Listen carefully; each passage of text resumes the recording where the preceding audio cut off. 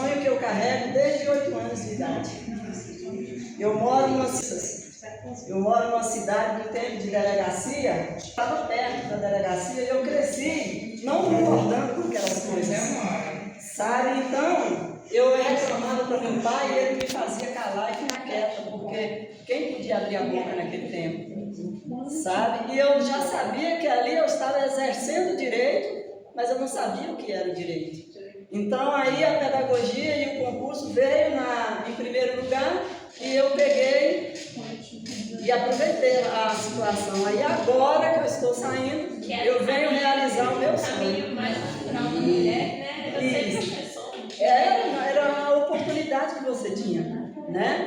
Então eu acredito que por mais difícil que seja o direito, não é mais do que o que eu já passei. Eu acredito que eu vou me realizar nele. Quero ser advogada, não quero saber de concurso.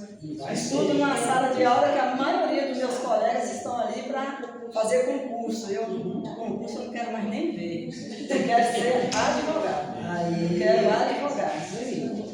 E aí é por isso que a educação básica, os professores da educação básica têm esse direito a essa redução dos 5 anos devido ao calor da profissão, devido a tudo que a gente passa. Sem contar que o professor ele trabalha 40 horas semanal e ainda leva trabalhos para casa.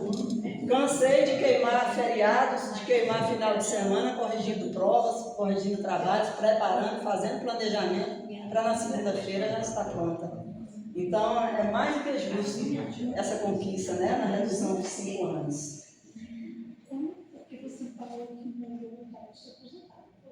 Aqui está dizendo o que eu já comecei a falar para vocês. O entendimento da mulher, que muitas das vezes não sabe dos seus direitos, não conhece os seus direitos diante da sociedade, não conhece os seus direitos diante da justiça. Então, a gente indica e aconselha, com base no nosso estudo e com base no estudo na fonte que eu fui buscar, que ao final vocês vão ver quem é, que a melhor coisa que a mulher faz é procurar quem já não contribui, quem não tem ainda um benefício ali, não está caminhando, procurar o profissional advogado e ele vai fazer um planejamento com essa pessoa para ver qual é a melhor situação dela para se aposentar. Porque tem muita gente que vai direto, lá na nossa cidade eles procuram o CRAS e pede a aposentadoria. Então ali ele pode estar de imediato perdendo os benefícios que ele não tem conhecimento. Poderia ser mais fácil para ele ter, por exemplo, dar o mês do nascimento. Né? Então, aonde se faz é necessário o profissional do direito estar acompanhando essa pessoa. Está mostrando para ela qual o melhor caminho, está fazendo um planejamento junto com ela, qual a melhor situação que ela se encaixa e começar. Que é onde eu falei, se tivesse na sala de aula já, daí não precisaria, né? E volta lá no valor, por favor. Isso. Então, a partir de 2016, né, o maior teto da Previdência é R$ 8.475,55. Mas nem todo mundo, e é muito difícil alguém alcançar esse valor. A gente sabe que tem vários fatores aí, até que a pessoa, o contribuinte, chegue a esse valor, o que é muito difícil receber ele aí até os centavos, né, desse valor. E uma das situações é porque geralmente quando você começa a contribuir, geralmente começa com um baixo valor. E ali vai muito tempo a pessoa pagando pouco, há muitas vezes porque não tem condições, outras vezes por falta de conhecimento, outras vezes não, eu vou só ter pouquinho ali porque eu vou demorar a aposentar. Aí na hora que chega para ele se aposentar, faz-se um balanceamento de tudo que ele pagou lá do início até aqui, ou pelo menos de 1994 para cá. E aí ele chega naquela decepção, né? Na hora que vai se aposentar. Que é outro conhecimento que todo mundo deveria ter. Isso.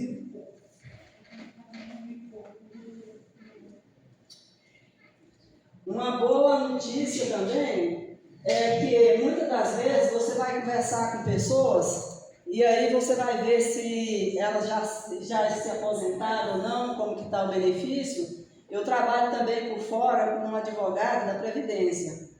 Desde 2018 eu trabalho com ele. Aí você vai conversando, aí muitos falam assim, aquele que tem uma condiçãozinha um pouco melhor, não, eu prefiro pagar uma previdência privada.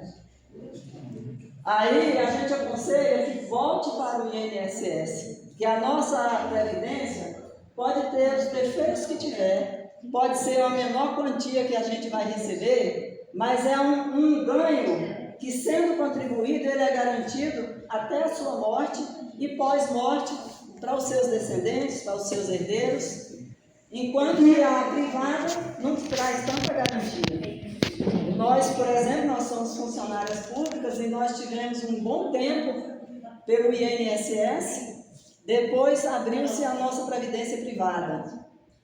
E a gente vê as garantias que tem na época do INSS e as garantias que tem agora. Então, querendo ou não, a privada traz sempre uma insegurança e não é tão certo assim, né? Então, o conselho maior é que continuemos com a nosso regime geral, com a nossa previdência, com o INSS. E procurando se ajustar naquilo que for possível, né?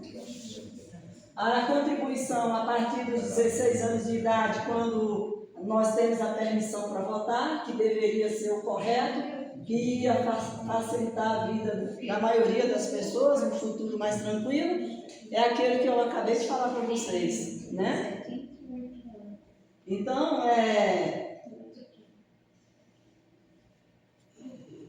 pode seguir, mãe.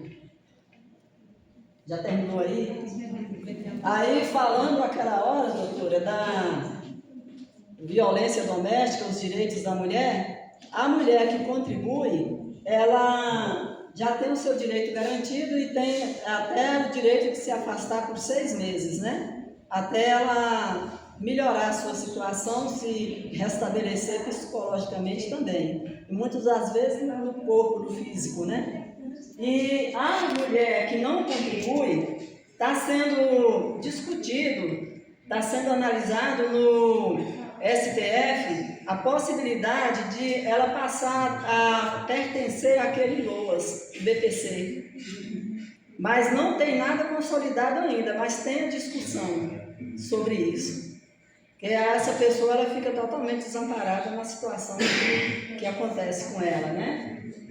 Aí também eu estava me lembrando que a aposentadoria sobre a licença maternidade, quando a mulher está grávida, ali, até no máximo 2 meses e perde a criança, ela tem ainda o direito a um pequeno benefício, né, de poucos dias, 14 dias ainda, né? E quando a mulher já perde o filho com 23 semanas, 5 meses e meio, ela tem o mesmo direito de que o filho tivesse nascido.